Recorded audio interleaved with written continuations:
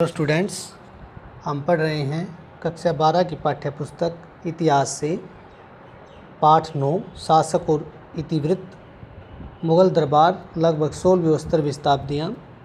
इतिवृत्त अर्थात मुग़ल काल में जो शासक हुए उनका क्रमानुसार विवरण देना।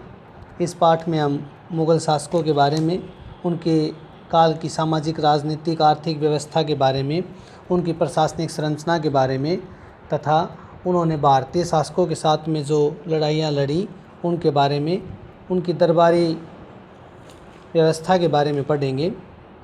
सबसे पहले मुग़ल साम्राज्य के अंतर्गत हम बात करें तो मुग़ल वंश का संस्थापक बाबर था, जो कि एक उत्तरवर्ती मुग़ल शासक तुर्की एवं सुन्नी मुसलमान था।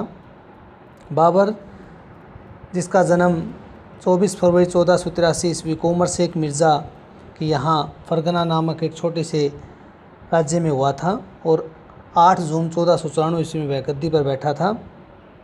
इसके साथ साथ मुग़ल जो थे वो माता की ओर से चंगेज़ खान के तथा पिता की ओर से तैमूर के वंशज थे। वो चंगेज़ खान की बजाय अपने आप को तैमूर वंश का कहना अधिक पसंद करते थे, क्योंकि चंगेज़ खान के साथ में लुटेरे, क्रूर इत्यादि बातें जुड़ी हुई थी, इसलिए वो स्वयं को तैमूर का वंशज होना अधिक सही मानते थे।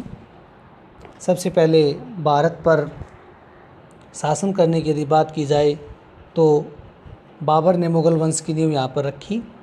बाबर ने भारत में प्रमुखतः लड़ाइयाँ लड़ी वो इस प्रकार हैं, जैसे पानीपत की पहली लड़ाई 21 अप्रैल 1526 में इब्राहिम लोदी और बाबर के बीच में हुई, जिसमें बाबर विजयी रहा।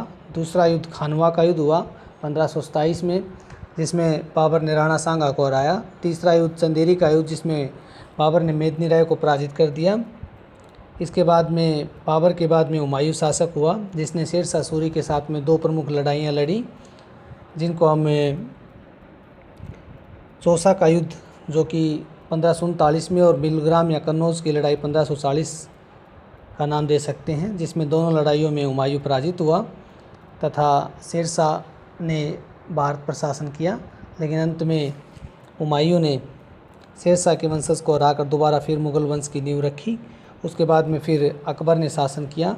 अकबर का शासन भारत के इतिहास में महत्वपूर्ण शासन माना जाता है तथा पाठ्यपुस्तक में अकबर के शासन के बारे में अधिकतर विवरण दिया हुआ है, जो कि बहुत से यात्रियों के द्वारा भी वर्णन किया गया है, जैसे बर्नियर है। अकबर ने प्रसिद्ध लड़ाई पानीपत की दूसरी लड़ाई 5 नवंबर 1556 अकबर और रेमू के बीच में हुई थी, जिसमें अकबर विजयी हुआ था। इसके साथ साथ हल्दी घाटी का युद्ध, जो कि 1576 में महाराणा प्रताप और अकबर के बीच हुआ। इसके साथ अकबर का दरबारी संगठन और उसमें अकबर के नवरत्न तथा अकबर द्वारा लागू की गई एक महत्वपूर्ण प्रणाली मनसबदारी प्रथा। अकबर के बाद जहांगीर ने शासन किया, जिसके शासनकाल को चित्रकला का स्वर्णिम युग कहा जाता है, क्योंकि इसके काल में चित्रकला ने अधिक विकास किया तथा जहांगीर को एक न्याय की जंजीर के लिए याद किया जाता है, जो आगरे के किले एवं यमुना तट पर स्थित थी। इसके बाद शाहजहाँ,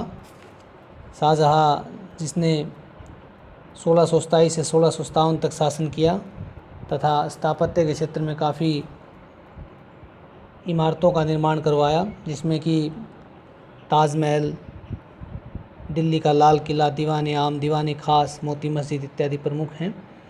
उसके बाद औरंगज़ेब, जिसने अपने भाइयों को हराकर शासन पर कब्जा किया और जिसको जिंदा पीर के नाम से जाना जाता था, जो कि एक कट्टर मुस्लिम था। औरंगज़ेब के बाद जो शासक हुए उनको उत्तरवर्ती मुग़ल शासक के नाम से जाना जाता है, जैसे बहादुर शाह 1707 के बाद में उत्तरवर्ती मुग़ल काल, बहादुर शाह 1707 से 1712, जहांदार शाह 1712 से लेके 1713 तक, फर्रुख हसियर 1713 से 19, मोहम्मद शाह 1719 से 1748, अहमद शाह 1748 से 1754, आलमगीर द्वितीय 1754 से 1759 और शाह आलम द्वितीय 59 से 1806, अकबर द्वितीय 1806 से लेकर 1837 और बहादुर शाह जफ़र अंतिम कह लीजिए आप 1837 से 1857, जिसने 1857 की क्रांति का नेतृत्व किया था। इस प्रकार यह है जो हमने चर्चा की मुग़ल शासकों के द्वारा किए गए शासन था। आगे हम इस पाठ के बारे में पढ़ेंगे।